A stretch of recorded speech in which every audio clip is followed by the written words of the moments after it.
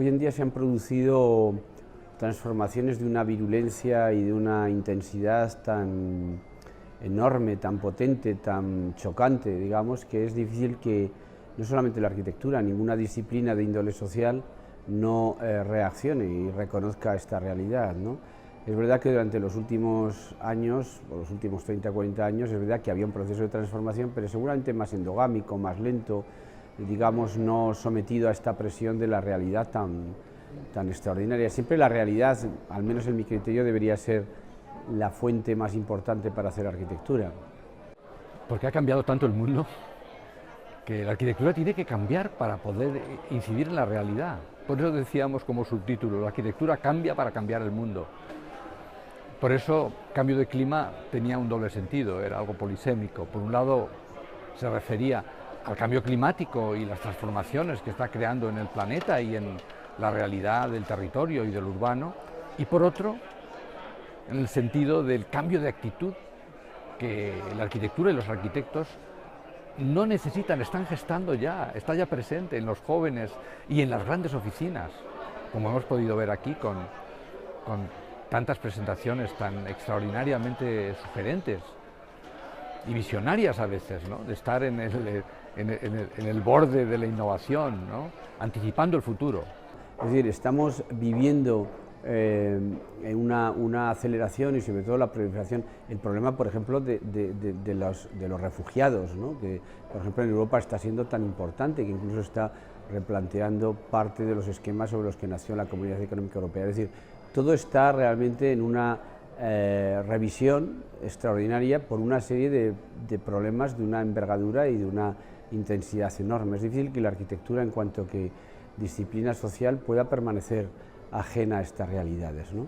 Luego ya de manera más concreta, por ejemplo, escenarios mucho más específicos, pero que en el fondo, ya digo, no hacen sino dibujar un escenario global. Las crisis que hemos vivido en los últimos años hace que, por ejemplo, en España sea implanteable pensar una arquitectura como se había delineado hace 15 años o 20 años, en plena época del crecimiento. Por lo tanto, es inevitable pensar que hace falta un cambio de clima, no solamente como respuesta al cambio climático, sino un cambio de clima por un cambio de conceptos, de la manera de enfrentarse al proyecto de arquitectura, incluso de entender que el proyecto de arquitectura abandona seguramente las posiciones más objetuales para transformarse en una proposición con un objetivo de transgresión, de mejorar la realidad, de transformar la realidad, algo que quizás habíamos olvidado durante mucho tiempo. Por lo tanto, se justifica plenamente esta idea de este enunciado del cambio de clima, ¿no? Lo cierto es que el primer congreso fue el año 2010, cuando ya estábamos en crisis, así que los 4 congresos los llamo los congresos de la crisis, pero también los congresos de la crítica. Las crisis siempre engendran un gran potencial crítico y estos congresos han tenido la voluntad de repensar. Y se creó el primer congreso, se planteó el primer congreso, que era más por menos. El segundo congreso era la arquitectura necesaria. El tercer congreso es la arquitectura de lo común. Y este cambio de clima, quizás yo pienso, por lo menos lo que estoy pensando ya para el año que viene, es algo realmente distinto. Yo creo que acaba un ciclo. Es decir, precisamente anunciaba la idea de más por menos, la arquitectura necesaria y lo público, y acaba con este cambio de clima.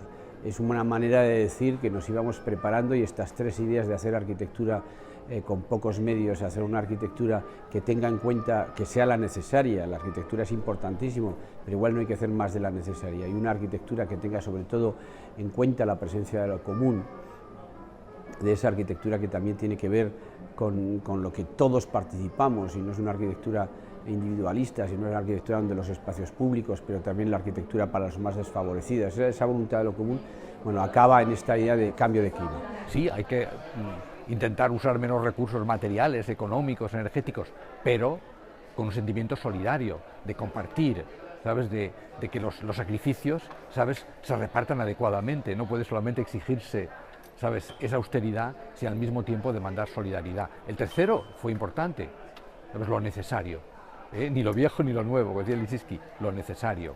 La arquitectura, ¿sabes?, que debe hacer lo necesario y debe, claro, de procurar encontrar belleza, pero solo en lo que es necesario, y al mismo tiempo defender la dignidad de la arquitectura, el que la arquitectura no es un lujo, no es una cosa que podamos colocarnos como un adorno, es algo completamente vinculado a nuestra vida cotidiana, ¿no?